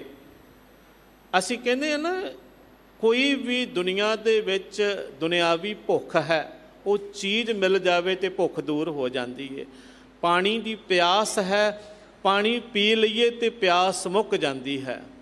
ਪਰ ਵਾਹਿਗੁਰੂ ਦੇ ਦਰਸ਼ਨਾਂ ਦੀ ਇਹ ਪਿਆਸ ਮੁੱਕਣ ਵਾਸਤੇ ਨਹੀਂ ਹਜ਼ੂਰ ਕਹਿੰਦੇ, ਇਹ ਕਹਿੰਦੇ ਬਣੀ ਰਵੇ ਮੇਰੇ ਅੰਦਰ, ਬਸ ਆਹੀ ਪਿਆਸ ਬਣੀ ਰਹੇ। ਇਸ ਗੱਲ ਨੂੰ ਸਮਝਿਓ, ਮੈਨੂੰ ਕੋਈ ਤ੍ਰਿਸ਼ਨਾ ਦੀ ਭੁੱਖ ਨਾ ਲੱਗੇ, ਦੁਨਿਆਵੀ ਧਨ ਪਦਾਰਥ ਵਸਤੂਆਂ ਵਿਸ਼ਿਆਂ ਵਿਕਾਰਾਂ ਦੇ ਪਿੱਛੇ ਨਾ ਮੈਂ ਲੱਗਿਆ ਫਿਰਾਂ। ਕਰ ਕਿਰਪਾ ਪ੍ਰਭ ਆਪਣੀ, ਹੈ ਪ੍ਰਭੂ ਆਪਣੀ ਕਿਰਪਾ ਕਰ। ਮੇਰੇ ਅੰਦਰ ਜੇ ਕੋਈ ਤਾਂਘ ਪੈਦਾ ਹੋਵੇ ਤਾਂ ਫਿਰ ਤੇਰੇ ਦਰਸ਼ਨਾਂ ਦੀ ਹੀ ਹੋਵੇ। ਇਹੀ ਮੇਰੀ ਅਰਦਾਸ ਹੈ। ਤੇਰੇ ਦਰਸ਼ਨ ਹੋਏ ਪਿਆਸ, ਤੇਰੇ ਦਰਸ਼ਨਾਂ ਦੀ ਤਾਂਘ ਅੰਦਰ ਬਣੀ ਰਵੇ। ਇਹੀ ਪਿਆਸ ਮੇਰੇ ਅੰਦਰ। ਦਰਸ਼ਨ ਦੇਖ ਜੀਵਾਂ ਗੁਰ ਤੇਰਾ, ਪੂਰਨ ਕਰਮ ਹੋਏ ਪ੍ਰਭ ਮੇਰਾ। ਇਹ ਬੇਨੰਤੀ ਸੁਣ ਪ੍ਰਭ ਮੇਰੇ, ਦੇਹ ਨਾਮ ਕਰ ਆਪਣੇ ਚਿਹਰੇ। ਬਸ ਇਹੀ ਮੈਂ ਅਰਦਾਸ ਕਰਦਾ ਹਾਂ, ਇਸ ਨਾਲੋਂ ਵੱਡੀ ਹੋਰ ਕੋਈ ਅਰਦਾਸ ਨਹੀਂ ਜੇ। ਪਾਤਸ਼ਾਹ ਕਹਿੰਦੇ ਅਗਲੀ ਪੰਕਤੀ 'ਚ, ਪ੍ਰਭ ਤੁਧ ਬਿਨ ਦੂਜਾ ਕੋ ਨਹੀਂ, ਨਾਨਕ ਕੀ ਅਰਦਾਸ। ਮੇਰੀ ਤੇ ਤੇਰੇ ਅੱਗੇ ਹੀ ਅਰਦਾਸ ਹੈ, ਤੇਰੇ ਤੋਂ ਬਿਨਾ ਹੋਰ ਕੋਈ ਦੂਜਾ ਨਹੀਂ ਹੈ। ਆ ਪਰਪੱਕਤਾ ਆਪਣੇ ਮਨ 'ਚ ਪੈਦਾ ਕਰ ਲਈਏ, ਆ ਭਰੋਸਾ, ਆ ਵਿਸ਼ਵਾਸ ਆਪਣੇ ਅੰਦਰ ਬਣਾ ਲਈਏ। ਤੂੰ ਮੇਰੋ ਮੇਰ ਪਰਬਤ ਸੁਆਮੀ, ਓਟ ਗਹੀ ਮੈਂ ਤੇਰੀ, ਨਾ ਤੁਮ ਡੋਲੋ ਨਾ ਹਮ ਗਿਰਤੇ, ਰੱਖ ਲੀਨੀ ਹਰ ਮੇਰੀ। ਮੇਰੇ ਵਾਸਤੇ ਮੇਰਾ ਪਹਾੜ ਵਰਗਾ ਆਸਰਾ ਤੂੰ ਹੈ। ਤੂੰ ਮੇਰੋ ਮੇਰ ਪਰਬਤ ਸੁਆਮੀ, ਕੋਈ ਛੋਟਾ ਮੋਟਾ ਆਸਰਾ ਨਹੀਂ ਹੈ ਮੇਰਾ ਪ੍ਰਮਾਤਮਾ, ਪਹਾੜ ਜਿੱਡਾ ਹੈ ਉਹਦਾ ਆਸਰਾ ਮੇਰੇ ਲਈ। ਮੈਂ ਤੇਰੀ ਓਟ ਗਹੀ ਮੈਂ ਤੇਰੀ, ਮੈਂ ਤੇਰਾ ਆਸਰਾ ਲਿਆ ਹੈ। ਪ੍ਰਭ ਜੀ ਤੂੰ ਮੇਰੇ ਪ੍ਰਾਣ ਆਧਾਰੇ, ਤੂੰ ਮੇਰੇ ਪ੍ਰਾਣਾਂ ਦਾ ਆਧਾਰ ਹੈ। ਇੱਦਾਂ ਦੀ ਭਾਵਨਾ ਬਣਾ ਕੇ ਵਾਹਿਗੁਰੂ ਦੇ ਚਰਨਾਂ ਦੇ ਵਿੱਚ ਅਰਦਾਸ ਕਰੀਏ। ਹਜ਼ੂਰ ਕਹਿੰਦੇ ਨੇ, ਮੇਰੀ ਤੇਰੇ ਅੱਗੇ ਹੀ ਅਰਦਾਸ ਹੈ, ਕਿਉਂਕਿ ਮੈਨੂੰ ਪਤਾ ਹੈ ਕਿ ਤੇਰੇ ਤੋਂ ਵੱਡਾ ਹੋਰ ਸੰਸਾਰ ਦੇ ਵਿੱਚ ਕੋਈ ਨਹੀਂ ਹੈ। ਜੇ ਤੇਰੇ ਜਿਹਾ ਵੀ ਕੋਈ ਹੋਵੇ ਤਾਂ ਵੀ ਅਰਦਾਸ ਕਰੀਏ, ਪਰ ਤੇਰੇ ਵਰਗਾ ਹੈ ਹੀ ਕੋਈ ਨਹੀਂ ਦੂਸਰਾ। ਤੁਧ ਨੂੰ ਛੋੜ ਜਾਈਏ ਪ੍ਰਭ ਕਹਿ ਧਰ, ਆਨ ਨਾ ਬੀਆ ਤੇਰੀ ਸਮਸਰ। ਤੇਰੀ ਸਮਸਰ, ਤੇਰੀ ਬਰਾਬਰੀ ਵਾਲਾ ਦੁਨੀਆ ਦੇ ਅੰਦਰ ਹੋਰ ਦੂਜਾ ਕੋਈ ਨਹੀਂ ਹੈ। ਇਸ ਕਰਕੇ ਮੇਰੀ ਤੇਰੇ ਚਰਨਾਂ ਦੇ ਵਿੱਚ ਅਰਦਾਸ ਹੈ। ਤੇ ਅਖੀਰਲੀ ਪੰਕਤੀ 'ਚ ਮਹਾਰਾਜ ਕਹਿੰਦੇ ਨੇ, ਆਸਾੜ ਸੁਹੰਦਾ ਤਿਸ ਲੱਗੈ, ਜਿਸ ਮਨ ਹਰ ਚਰਨ ਨਿਵਾਸ। ਆਹਾੜ ਦਾ ਮਹੀਨਾ, ਇਹ ਤਪਦਾ ਹੋਇਆ ਵੀ ਮਹੀਨਾ ਜਿਹੜਾ ਹੈ, ਹਜ਼ੂਰ ਕਹਿੰਦੇ ਨੇ ਉਹਨਾਂ ਦੇ ਲਈ ਸੁਹਾਵਣਾ ਬਣ ਜਾਂਦਾ ਹੈ। ਸੁਹੰਦੇ ਦਾ ਮਤਲਬ ਹੈ ਸੁਹਾਵਣਾ। ਜਿਸ ਮਨ ਹਰ ਚਰਨ ਨਿਵਾਸ, ਜਿਹਦੇ ਮਨ ਦੇ ਵਿੱਚ ਹਰੀ ਚਰਨਾਂ ਦਾ ਵਾਸਾ ਹੋ ਗਿਆ, ਜਿਹਦੇ ਅੰਦਰ ਵਾਹਿਗੁਰੂ ਦੀ ਸਿਫਤ ਸਲਾਹ ਵਸ ਗਈ, ਉਹਦੇ ਲਈ ਇਹ ਸੁਹਾਵਣਾ ਬਣ ਗਿਆ। ਅੱਜ ਬਹੁਤ ਹੀ ਵੱਡਾ ਮੁਬਾਰਕ ਪਵਿੱਤਰ ਪਾਵਨ ਦਿਹਾੜਾ ਹੈ। ਮੀਰੀ ਪੀਰੀ ਦੇ ਮਾਲਕ ਧੰਨ ਗੁਰੂ ਹਰਗੋਬਿੰਦ ਸਾਹਿਬ ਸੱਚੇ ਪਾਤਸ਼ਾਹ ਜੀ। ਸਾ ਧਰਤੀ ਪਈ ਹਰਿਆਵਲੀ, ਜਿੱਥੇ ਮੇਰਾ ਸਤਿਗੁਰ ਬੈਠਾ ਆਏ, ਸੇ ਜੰਤ ਭਏ ਹਰਿਆਵਲੇ। ਜਿਨੀ ਮੇਰਾ ਸਤਿਗੁਰ ਦੇਖਿਆ ਜਾਏ, ਧੰਨ ਧੰਨ ਪਿਤਾ ਧੰਨ ਧੰਨ ਕੁਲ, ਧੰਨ ਧੰਨ ਸੋ ਜਨਨੀ ਜਿਨ ਗੁਰੂ ਜਣਿਆ ਮਾਏ। ਧੰਨ ਧੰਨ ਗੁਰੂ ਜਿਨ ਨਾਮ ਅਰਾਧਿਆ ਆਪ ਤਰਿਆ, ਜਿਨ੍ਹਾਂ ਡਿੱਠਾ ਤਿੰਨਾਂ ਲਏ ਛਡਾਏ। ਉਹ ਧਰਤੀ ਭਾਗਾਂ ਵਾਲੀ ਗੁਰੂ ਕੀ ਵਡਾਲੀ ਵਿਖੇ, ਜੋ ਅੰਮ੍ਰਿਤਸਰ ਦੇ ਕੋਲ ਹੀ ਅਸਥਾਨ ਹੈ, ਇਸ ਅਸਥਾਨ ਦੇ ਉੱਪਰ ਮਾਤਾ ਗੰਗਾ ਦੇਈ ਜੀ ਦੀ ਪਵਿੱਤਰ ਕੁੱਖ ਤੋਂ ਧੰਨ ਧੰਨ ਪਿਤਾ ਗੁਰੂ ਅਰਜਨ ਦੇਵ ਮਹਾਰਾਜ ਜੀ, ਧੰਨ ਧੰਨ ਕੁਲ, ਧੰਨ ਧੰਨ ਸੋ ਜਨਨੀ ਜਿਨ ਗੁਰੂ ਜਣਿਆ ਮਾਏ। ਭਾਗਾਂ ਭਰੇ ਅੱਜ ਦੇ ਪਵਿੱਤਰ ਦਿਹਾੜੇ ਤੇ ਸਤਿਗੁਰਾਂ ਨੇ ਗੁਰੂ ਕੀ ਵਡਾਲੀ ਵਿਖੇ ਪ੍ਰਕਾਸ਼ ਧਾਰਨ ਕੀਤਾ। ਸਤਿਗੁਰੂ ਗੁਰੂ ਅਰਜਨ ਦੇਵ ਪਿਤਾ ਮਹਾਰਾਜ ਜੀ ਪ੍ਰਚਾਰਕ ਦੌਰਿਆਂ ਤੇ ਸਨ। ਉਸ ਵੇਲੇ ਜਦੋਂ ਉਹਨਾਂ ਦੇ ਗ੍ਰਹਿ ਵਿਖੇ ਸਾਹਿਬਜ਼ਾਦੇ ਦਾ ਪ੍ਰਕਾਸ਼ ਹੋਇਆ, ਸਤਿਗੁਰਾਂ ਨੇ ਕੀ ਕੀਤਾ? ਦੇਖੋ, ਇਤਿਹਾਸ ਕਹਿੰਦਾ ਹੈ ਲੰਬੇ ਸਮੇਂ ਤੋਂ ਬਾਅਦ ਪੁੱਤਰ ਦਾ ਘਰ ਦੇ ਵਿੱਚ ਜਨਮ ਹੋਇਆ ਹੈ। ਹਰ ਮਾਤਾ ਦੀ, ਹਰ ਪਿਤਾ ਦੀ ਇਹ ਚਿਰੀ ਖਾਹਿਸ਼ ਹੁੰਦੀ ਹੈ ਉਹਦੇ ਘਰ ਪੁੱਤਰ ਹੋਵੇ, ਉਹਦੇ ਘਰ ਧੀ ਹੋਵੇ, ਔਲਾਦ ਹੋਵੇ। ਮਾਂ ਆਪਣੀ ਕੁੱਖ ਨੂੰ ਉਦੋਂ ਸਫਲ ਸਮਝਦੀ ਹੈ ਜਦੋਂ ਉਹਦੀ ਕੁੱਖ ਜਿਹੜੀ ਹੈ ਧੀ ਪੁੱਤਰ ਨੂੰ ਜਨਮ ਦਿੰਦੀ ਹੈ, ਤਾਂ ਉਹ ਮਾਂ ਬਣਦੀ ਹੈ। ਗੁਰੂ ਮਹਾਰਾਜ ਜੀ ਦਾ ਜੀਵਨ ਜਦੋਂ ਅਸੀਂ ਪੜ੍ਹਦੇ ਹਾਂ, ਵਾਚਦੇ ਹਾਂ, ਸਤਿਗੁਰੂ ਨੇ ਉੱਥੇ ਸ਼ੁਕਰਾਨੇ ਦਾ ਸ਼ਬਦ ਉਚਾਰਨ ਕੀਤਾ ਹੈ।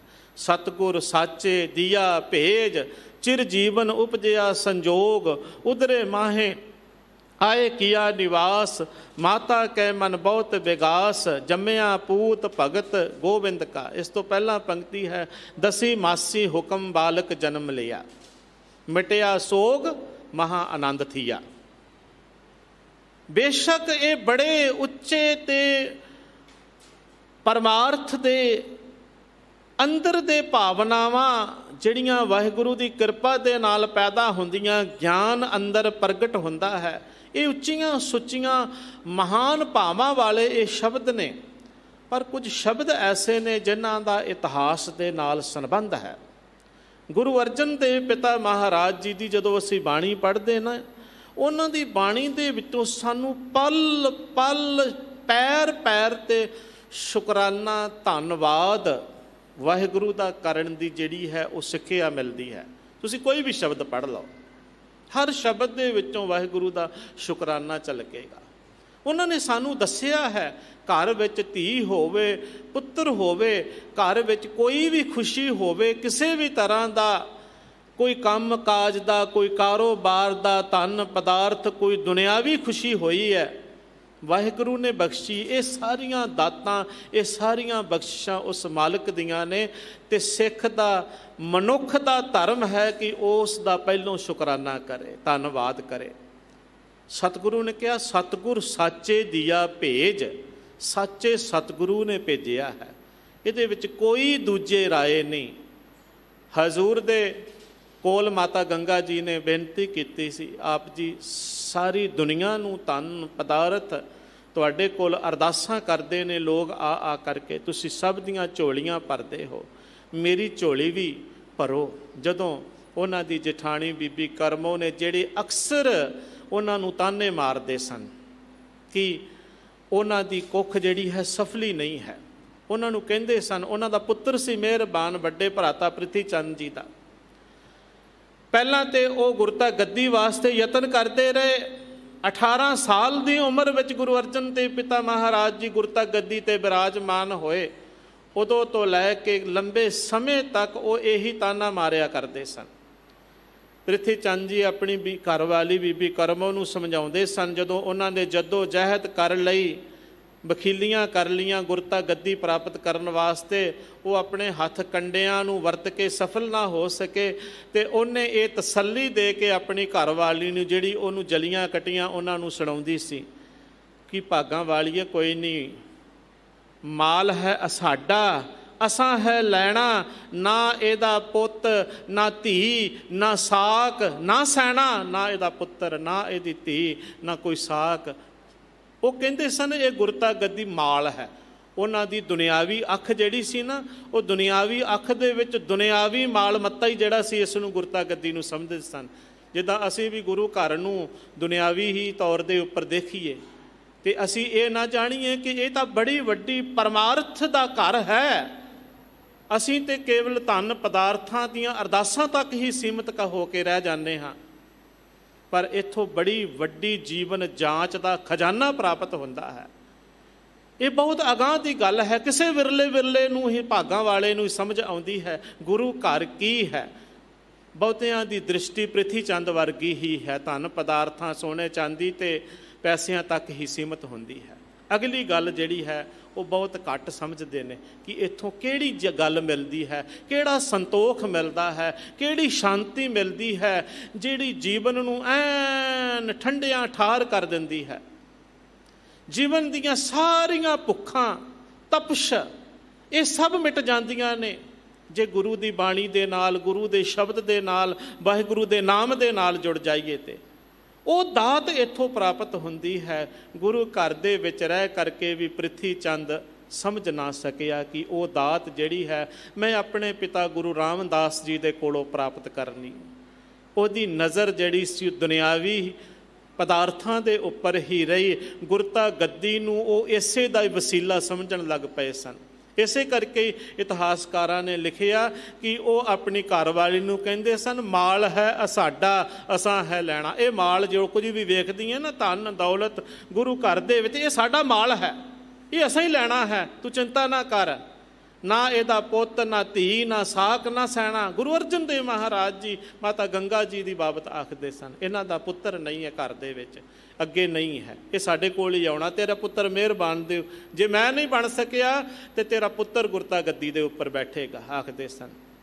ਇੱਕ ਦਿਨ ਤੇ ਹੱਦ ਹੀ ਕਰ ਦਿੱਤੀ ਸੀ, ਜਿਸ ਦਿਨ ਇਹ ਕਹਿ ਦਿੱਤਾ ਸੀ ਕੇਸਾਂ ਨੂੰ ਹਰੇ ਕਰਦਿਆਂ ਮਾਤਾ ਗੰਗਾ ਜੀ ਦੇ ਕੋਲੋਂ ਪਾਣੀ ਦੇ ਜਲ ਦੇ ਛਿੱਟੇ ਪੈ ਗਏ ਤੇ ਜਲੀਆਂ ਕੱਟੀਆਂ ਸੁਣਾ ਦਿੱਤੀਆਂ। ਆਖਣ ਲੱਗੀ, ਆਪਣੇ ਕੁੱਖ ਤਾਂ ਸਫਲ ਨਹੀਂ ਹੈ, ਆਪਣੇ ਘਰ ਤਾਂ ਔਲਾਦ ਨਹੀਂ ਹੈ, ਮੇਰਾ ਵੀ ਸਤਿਆਨਾਸ਼ ਕਰਨਾ ਹੈ। ਇਤਿਹਾਸ ਕਹਿੰਦਾ ਹੈ, ਕਹਿੰਦੇ ਨੇ ਮਾਤਾ ਜੀ ਨੇ ਬੇਨਤੀ ਕੀਤੀ। ਹਜ਼ੂਰ ਨੇ ਆਖਿਆ, ਗੰਗੇ, ਗੁਰੂ ਨਾਨਕ ਦੇ ਘਰ ਦੇ ਵਿੱਚ ਇੱਕੋ ਹੀ ਰਸਤਾ ਹੈ ਵਾਹਿਗੁਰੂ ਦੇ ਕੋਲ ਦਾਤ ਦੀ ਪ੍ਰਾਪਤੀ ਦਾ, ਕਿਉਂਕਿ ਦਾਤਾਂ ਦੇਣ ਵਾਲਾ ਦੱਦਾ ਦਾਤਾ ਏਕ ਹੈ, ਸਭ ਕੋ ਦੇਵਨਹਾਰ। ਉਹੀ ਪ੍ਰਮਾਤਮਾ ਹੀ ਹੈ ਸਾਰਿਆਂ ਨੂੰ ਦਾਤਾਂ ਦੇਣ ਵਾਲਾ। ਉਹਦੇ ਅੱਗੇ ਅਰਦਾਸ ਕਰੀਏ, ਗੁਰਮੁਖ ਪਿਆਰੇ, ਗੁਰੂ ਕੀ ਸੰਗਤ ਅਰਦਾਸ ਕਰੇ, ਅਸੀਂ ਤੁਸੀਂ ਸੇਵਾ ਕਰੀਏ।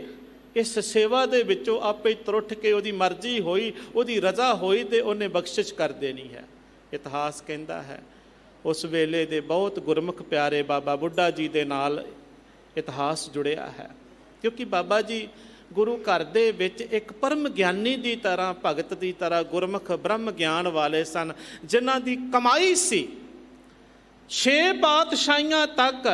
ਉਸ ਵੇਲੇ ਤੱਕ 4 ਪਾਤਸ਼ਾਹੀਆਂ, 5ਵੀਂ ਗੁਰੂ ਅਰਜਨ ਦੇਵ ਮਹਾਰਾਜ ਜੀ ਦੀ ਸੇਵਾ ਵਿੱਚ ਇੱਕ ਨਿਮਾਣੇ ਜਿਹੇ ਸੇਵਕ ਦੀ ਤਰ੍ਹਾਂ ਰਹਿੰਦੇ ਸਨ। ਬੜੀਆਂ ਬਖਸ਼ਿਸ਼ਾਂ ਸਨ। ਆਹੀ ਜਿਹੜੀ ਸਿੱਖ ਦੀ ਜਿਹੜੀ ਸਫਲਤਾ ਵਾਲਾ ਜੀਵਨ ਹੈ, ਸਫਲ ਸਿੱਖ ਦਾ ਜੀਵਨ ਜਿਹੜਾ ਹੈ, ਉਹਨੂੰ ਪੜ੍ਹਨਾ ਵਾਚਣਾ ਹੋਵੇ ਨਾ, ਕਿਹੋ ਜਿਹਾ ਸਿੱਖ ਚਾਹੀਦਾ ਹੈ, ਬਾਬਾ ਬੁੱਢਾ ਜੀ ਦਾ ਜੀਵਨ ਸਾਡੇ ਸਾਹਮਣੇ ਉਦਾਹਰਣ ਹੈ। ਮਾਤਾ ਗੰਗਾ ਜੀ ਪਹਿਲਾਂ ਵੀ ਸੇਵਾ ਕਰਦੇ ਸਨ, ਇਹ ਨਹੀਂ ਕਿ ਉਦੋਂ ਕਰਨ ਲੱਗੇ, ਪਹਿਲਾਂ ਵੀ ਕਰਦੇ ਸਨ। ਉਹਨਾਂ ਦਾ ਸੁਭਾਅ ਸੀ ਸੰਗਤ ਦੀ ਸੇਵਾ ਕਰਨੀ, ਪ੍ਰਸ਼ਾਦ, ਮਿੱਸਿਆਂ ਪ੍ਰਸ਼ਾਦਿਆਂ ਦਾ, ਲੱਸੀ ਦਾ। ਇਹ ਜ਼ਿਕਰ ਅੱਜ ਦੇ ਇਤਿਹਾਸ ਪੁਰਬ ਦੇ ਨਾਲ ਜੁੜਿਆ ਹੈ। ਇਤਿਹਾਸ ਕਹਿੰਦਾ ਹੈ ਜਿੱਦਣ ਮਾਤਾ ਜੀ ਗੁਰੂ ਅਰਜਨ ਦੇਵ ਪਿਤਾ ਮਹਾਰਾਜ ਜੀ ਗਏ, ਬਾਬਾ ਬੁੱਢਾ ਜੀ ਉਸ ਵੇਲੇ ਬੀੜ ਸਾਹਿਬ ਦੇ ਇਲਾਕੇ ਦੇ ਵਿੱਚ ਜੋ ਉਹਨਾਂ ਨੇ ਇੱਕ ਰੱਖ ਬਣਾਈ ਸੀ, ਜਿਹਦੇ ਵਿੱਚ ਵਾਤਾਵਰਣ ਨੂੰ ਸੰਭਾਲਣ ਵਾਸਤੇ ਖੇਤੀਬਾੜੀ ਵੀ ਕਰਦੇ ਸਨ, ਰੁੱਖ ਇਤਿਆਦਿਕ, ਇਹ ਸਾਰਾ ਕੁਛ ਬਾਬਾ ਜੀ ਦੇ ਸਪੁਰਦ ਸੀ। ਉੱਥੇ ਆਪ ਹੱਥੀਂ ਇੰਨੀ ਵੱਡੀ ਆਯੂ ਦੇ ਵਿੱਚ ਵੀ ਜਾ ਕਰਕੇ ਆਪਣੇ ਹੱਥੀਂ ਕਿਰਤ ਕਰਦੇ ਸਨ। ਚਿੱਤ ਜਿਹੜਾ ਸੀ, ਜਿਵੇਂ ਕਹਿੰਦੇ ਨੇ, ਯਾਰ ਦੇ ਨਾਲ ਤੇ ਹੱਥ ਜਿਹੜੇ ਸੀ ਕਿਰਤ ਦੇ ਵਿੱਚ ਲੱਗੇ ਹੋਏ ਸਨ। ਕਿਰਤ ਕਰੋ, ਨਾਮ ਜਪੋ, ਵੰਡ ਛਕੋ ਵਾਲਾ ਉਹ ਸਿਧਾਂਤ ਜਿਹੜਾ ਸੀ, ਉਹਦੇ ਅਨੁਸਾਰ ਮਹਾਰਾਜ ਜਦੋਂ ਗਏ, ਮਾਤਾ ਗੰਗਾ ਜੀ, ਗੁਰੂ ਅਰਜਨ ਦੇਵ ਪਿਤਾ ਮਹਾਰਾਜ ਜੀ ਅਕਸਰ ਜਾਂਦੇ ਸਨ ਸੰਗਤਾਂ ਦੇ ਵਿੱਚ। ਇਤਿਹਾਸ ਕਹਿੰਦਾ ਹੈ ਵੇਖ ਕਰਕੇ ਗੁਰੂ ਆ ਰਿਹਾ ਹੈ, ਚਾਅ ਚੜ੍ਹ ਗਿਆ। ਤੇ ਕਹਿੰਦੇ ਨੇ ਇਤਿਹਾਸ ਨੇ ਲਿਖਿਆ ਹੈ ਕਿ ਬਾਬਾ ਜੀ ਨੇ ਉਸ ਵੇਲੇ ਬਚਨ ਕਹੇ ਸਨ ਕਿ ਤੁਮਰੇ ਗ੍ਰਹਿ ਪ੍ਰਗਟੇਗਾ ਜੋਧਾ, ਜਿਨ ਕਾ ਗੁਣ ਬਲ ਕਿਨੂੰ ਨਾ ਸੋਧਾ। ਕਹਿਣ ਲੱਗੇ ਜਦੋਂ ਮਾਤਾ ਜੀ ਨੇੜੇ ਆਏ ਨਾ ਤੇ ਉੱਠ ਕੇ ਖੜੇ ਹੋ ਗਏ। ਖੜੇ ਹੋ ਕੇ ਹੱਥ ਜੋੜ ਕੇ ਨਮਸਕਾਰ ਕੀਤੀ, ਮੱਥਾ ਟੇਕਿਆ ਤੇ ਕਹਿਣ ਲੱਗੇ, ਮਾਂ ਨੂੰ ਕਿਵੇਂ ਪਤਾ ਲੱਗ ਗਿਆ ਬੱਚੇ ਨੂੰ ਭੁੱਖ ਲੱਗੀ ਹੈ? ਬਾਬਾ ਬੁੱਢਾ ਜੀ ਕਹਿੰਦੇ ਨੇ, ਕਹਿੰਦੇ ਮਾਂ ਨੂੰ ਕਿਵੇਂ ਪਤਾ ਲੱਗ ਗਿਆ ਪੁੱਤਰ ਨੂੰ ਭੁੱਖ ਲੱਗੀ ਹੈ? ਲਿਆਓ ਮਾਤਾ ਜੀ, ਜਲਦੀ ਜਲਦੀ ਖੋਲੋ, ਬੜੀ ਭੁੱਖ ਲੱਗੀ ਹੈ। ਬੜੇ ਸਾਦਗੀ ਵਾਲੇ ਪ੍ਰਸ਼ਾਦੇ ਗੁਰੂ ਘਰ ਦੇ ਮਾਤਾ ਜੀ ਨੇ ਹੱਥ ਤੇ ਹੀ ਰੱਖ ਲਏ। ਗੰਢਾ ਭੰਨਦਿਆਂ ਹੋਇਆਂ, ਮੁੱਕੀ ਮਾਰਦਿਆਂ ਹੋਇਆਂ ਇਹ ਬਚਨ ਇਤਿਹਾਸ ਜਿਹੜਾ ਹੈ ਅਕਸਰ ਤੁਸੀਂ ਸਰਵਣ ਕੀਤੇ ਨੇ, ਤੁਮਰੇ ਗ੍ਰਹਿ ਪ੍ਰਗਟੇਗਾ ਜੋਧਾ ਜਿਨ ਕਾ ਗੁਣ ਬਲ ਕਿਨੂੰ ਨਾ ਸੋਧਾ, ਜਿਨ੍ਹਾਂ ਦੇ ਗੁਣ ਤੇ ਬਲ ਦੀ ਬਰਾਬਰੀ ਕੋਈ ਨਹੀਂ ਕਰ ਸਕੇਗਾ, ਐਸਾ ਯੋਧਾ ਤੁਹਾਡੇ ਗ੍ਰਹਿ ਵਿਖੇ ਪ੍ਰਗਟ ਹੋਵੇਗਾ। ਇਹ ਅਸੀਸਾਂ, ਇਹ ਅਰਦਾਸਾਂ, ਇਹ ਸੇਵਾ, ਇਹ ਸਾਰੇ ਦਾ ਫਲ ਜਿਹੜਾ ਹੈ ਹਜ਼ੂਰ ਕਹਿੰਦੇ ਨੇ ਗੁਰੂ ਅਰਜਨ ਦੇਵ ਪਿਤਾ ਮਹਾਰਾਜ ਜੀ, ਉਸ ਪਰਮੇਸ਼ਰ ਨੇ ਕਿਰਪਾ ਕੀਤੀ, ਉਸ ਮਾਲਕ ਨੇ ਕਿਰਪਾ ਕੀਤੀ, ਜੰਮਿਆ ਪੂਤ ਭਗਤ ਗੋਵਿੰਦ ਕਾ, ਪ੍ਰਗਟਿਆ ਸਭ ਮੈਂ ਲਿਖਿਆ ਧੁਰ ਕਾ। ਜਿਹੜਾ ਧੁਰ ਦਾ ਲਿਖਿਆ ਹੋਇਆ ਸੀ ਨਾ ਉਹ ਪ੍ਰਗਟ ਹੋ ਗਿਆ। ਗੁਰਬਾਣੀ ਸਖੀ ਘਰ ਦੇ ਵਿੱਚ ਗੁਰਬਾਣੀ ਦੇ ਗਾਇਨ ਹੋਏ ਨੇ। ਸਿੱਖ ਦੇ ਘਰ ਦੇ ਵਿੱਚ ਕੋਈ ਨਾਚ ਗਾਣੇ ਜਾਂ ਸ਼ਰਾਬਾਂ ਨਹੀਂ ਚੱਲਦੀਆਂ। ਜਦੋਂ ਪੁੱਤਰ ਹੁੰਦਾ ਹੈ, ਧੀ ਹੁੰਦੀ ਹੈ, ਉਹਦੇ ਘਰ ਦੇ ਵਿੱਚ ਕੀਰਤਨ ਹੁੰਦਾ ਹੈ। ਗੁਰਬਾਣੀ ਸਖੀ ਆਨੰਦ ਗਾਵੈ, ਸਾਚੇ ਸਾਹਿਬ ਕੈ ਮਨ ਭਾਵੈ, ਬਦੀ ਵੇਲ ਬਹੁ ਪੀੜੀ ਚਾਲੀ, ਧਰਮ ਕਲਾ ਹਰ ਬੰਦ ਬਹਾਲੀ, ਮਨ ਚਿੰਦਿਆ ਸਤਿਗੁਰੂ ਦਿਵਾਇਆ, ਭਏ ਅਚਿੰਤ ਏਕ ਲਿਵਲਾਇਆ। ਹਜ਼ੂਰ ਕਹਿੰਦੇ ਨੇ ਗੁੱਜੀ ਛੰਨੀ ਨਾਹੀ ਬਾਤ, ਗੁਰੂ ਨਾਨਕ ਤੁਠਾ ਕਿੰਨੀ ਦਾਤ। ਇਹ ਕੋਈ ਗੁੱਜੀ ਛੰਨੀ ਗੁਪਤ ਗੱਲ ਨਹੀਂ ਹੈ, ਪ੍ਰਤੱਖ ਹੈ। ਗੁਰੂ ਨਾਨਕ ਤੁਰਠਿਆ ਹੈ, ਗੁਰੂ ਨਾਨਕ ਨੇ ਕਿਰਪਾ ਕੀਤੀ ਹੈ ਤੇ ਝੋਲੀ ਦੇ ਵਿੱਚ ਪੁੱਤਰ ਦੀ ਦਾਤ ਪਾਈ ਹੈ। ਗੁਰੂ ਨਾਨਕ ਤੁਠਾ ਕਿੰਨੀ ਦਾਤ। ਮਹਾਰਾਜ ਕਹਿਣ ਲੱਗੇ, ਜਿਉ ਬਾਲਕ ਪਿਤਾ ਉੱਪਰ ਕਰੇ ਬਹੁਮਾਨ, ਬੁਲਾਇਆ ਬੋਲੇ ਗੁਰ ਕੈ ਭਾਣ। ਇਹ ਕਹਿੰਦੇ ਨੇ, ਮੈਂ ਇੱਕ ਉਹ ਦ੍ਰਿਸ਼ਟਾਂਤ ਦਿੰਦੇ ਨੇ ਕਿਵੇਂ ਬੱਚਾ ਪਿਤਾ ਤੇ ਮਾਣ ਕਰਦਾ ਹੈ ਤੇ ਉਹ ਮਾਣ ਦੇ ਨਾਲ ਆਖਦਾ ਹੈ। ਕਹਿੰਦੇ ਨੇ ਮੈਂ ਮਾਣ ਦੇ ਨਾਲ ਕਹਿੰਦਾ, ਅੱਜ ਮੇਰਾ ਗੁਰੂ ਨਾਨਕ ਤੁੱਠਿਆ ਹੈ ਮੇਰੇ ਤੇ, ਅੱਜ ਮੇਰੇ ਤੇ ਗੁਰੂ ਨਾਨਕ ਪ੍ਰਸੰਨ ਹੋਇਆ ਹੈ, ਮੇਰੀ ਝੋਲੀ ਦੇ ਵਿੱਚ ਦਾਤ ਪਾਈ ਹੈ। ਨਾਮ ਪਰਮੇਸ਼ਰ ਵਾਹਿਗੁਰੂ ਦੇ ਨਾਮ ਤੇ ਹਰਗੋਬਿੰਦ ਸਾਹਿਬ ਰੱਖਿਆ ਗਿਆ। ਫਿਰ ਗੁਰੂ ਕੀ ਵਡਾਲੀ ਛੇਹਟਾ ਸਾਹਿਬ ਤੁਸੀਂ ਗਏ, ਮੱਥਾ ਟੇਕਦੇ ਹੋ। ਇਹ ਵੀ ਜਾਚ ਦੱਸੀਏ, ਜਦੋਂ ਘਰ ਦੇ ਵਿੱਚ ਖੁਸ਼ੀ ਆਵੇ ਕਿਸੇ ਵੀ ਤਰ੍ਹਾਂ ਦੀ ਹੋਵੇ ਤੇ ਜ਼ਰੂਰੀ ਨਹੀਂ ਕਿ ਅਸੀਂ ਸ਼ਰਾਬਾਂ ਹੀ ਪਿਆਉਣੀਆਂ ਨੇ ਲੋਕਾਂ ਨੂੰ ਇਕੱਠੇ ਕਰਕੇ ਤੇ ਮੀਟਾਂ ਸ਼ਰਾਬ ਵੀ ਇਹੀ ਖਵਾਉਣੇ ਨੇ ਤੇ ਤਾਂ ਹੀ ਸਾਡੀ ਖੁਸ਼ੀ ਹੈ। ਨਹੀਂ, ਅਸੀਂ ਖੂਹ ਵੀ ਲਵਾ ਸਕਦੇ ਹਾਂ। ਹਜ਼ੂਰ ਨੇ 6 ਹਲਟਾਂ ਵਾਲਾ ਲੋਕਾਂ ਦੀ ਸੰਗਤ ਦੀ ਲੋੜ ਨੂੰ ਮੁੱਖ ਰੱਖਦਿਆਂ ਹੋਇਆਂ ਖੂਹ ਲਵਾਇਆ, ਜਿੱਥੋਂ ਲੋਕਾਂ ਦੀ ਪਾਣੀ ਦੀ ਪੂਰਤੀ ਹੋਵੇ। ਸੋ ਇਹ ਗੁਰੂ ਘਰ ਦੀ ਮਰਿਆਦਾ ਹੈ। ਇਸ ਤਰ੍ਹਾਂ ਦੇ ਨਾਲ ਹਜ਼ੂਰ ਨੇ ਸਾਨੂੰ ਦੱਸਿਆ, ਮੀਰੀ ਪੀਰੀ ਦੇ ਮਾਲਕ ਨੇ ਭਾਰੀ ਗੁਰੂ ਭਾਈ ਗੁਰਦਾਸ ਜੀ ਨੇ ਭਾਰੀ ਗੁਰੂ ਦੀ ਉਪਾਧੀ ਨਾਲ ਉਹਨਾਂ ਨੂੰ ਨਿਵਾਜਿਆ ਹੈ। ਹਜ਼ੂਰ ਗੁਰੂ ਹਰਗੋਬਿੰਦ ਸਾਹਿਬ ਸੱਚੇ ਪਾਤਸ਼ਾਹ ਸੱਚਮੁੱਚ ਹੀ ਮੀਰੀ ਪੀਰੀ ਦੇ ਮਾਲਕ। 4 ਜੰਗਾਂ ਸਤਿਗੁਰਾਂ ਨੇ ਲੜੀਆਂ। ਗਵਾਲੀਅਰ ਦੇ ਕਿਲੇ ਦੇ ਵਿੱਚੋਂ ਜਦੋਂ ਬਾਹਰ ਆਏ, ਮੌਜੂਦਾ ਸਮੇਂ ਦੀ ਸਰਕਾਰ ਨੇ ਜਦੋਂ ਸਤਿਗੁਰਾਂ ਨੂੰ ਗ੍ਰਿਫਤਾਰ ਕੀਤਾ ਤੇ ਉਹਨਾਂ ਨੇ ਇੱਕੋ ਹੀ ਸ਼ਰਤ ਕਿ ਇਹ ਜਿਹੜੇ ਬਾਕੀ ਨੇ ਇਹ ਵੀ ਮੇਰੇ ਨਾਲ ਆਉਣਗੇ ਤਾਂ ਗੁਰੂ ਨਾਨਕ ਦੀ ਗੱਦੀ ਦਾ ਵਾਰਸ ਬਾਹਰ ਆਵੇਗਾ। ਆਪਣੇ ਨਾਲ ਦੂਜਿਆਂ ਦੀਆਂ ਵੀ ਬੰਦੀਆਂ ਛਡਾਤੀਆਂ। 52 ਰਾਜਿਆਂ ਨੂੰ ਰਿਹਾ ਕਰਕੇ ਸਤਿਗੁਰੂ ਬਾਹਰ ਆਏ, ਬੰਦੀ ਛੋੜ ਦਾਤੇ ਅਖਵਾਏ। ਬੜੀਆਂ ਬਰਕਤਾਂ ਨੇ। ਸਤਿਗੁਰੂ ਸੱਚੇ ਪਾਤਸ਼ਾਹ ਦੀ ਉਪਾਧੀ ਉਹਨਾਂ ਦੇ ਕੋਲ ਹੈ।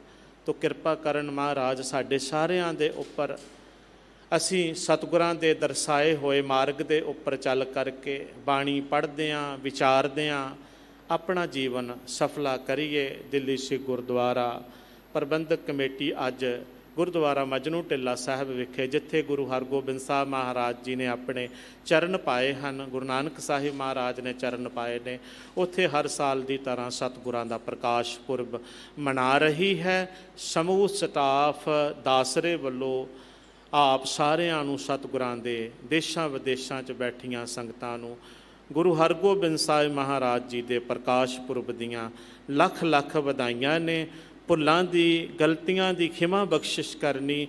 ਫਤਿਹ ਦੀ ਸਾਂਝ ਕਰੀਏ, ਗੱਜ ਕੇ ਬੁਲਾਓ ਜੀ। ਵਾਹਿਗੁਰੂ ਜੀ ਕਾ ਖਾਲਸਾ, ਵਾਹਿਗੁਰੂ ਜੀ ਕੀ ਫਤਿਹ। ਰਾਮ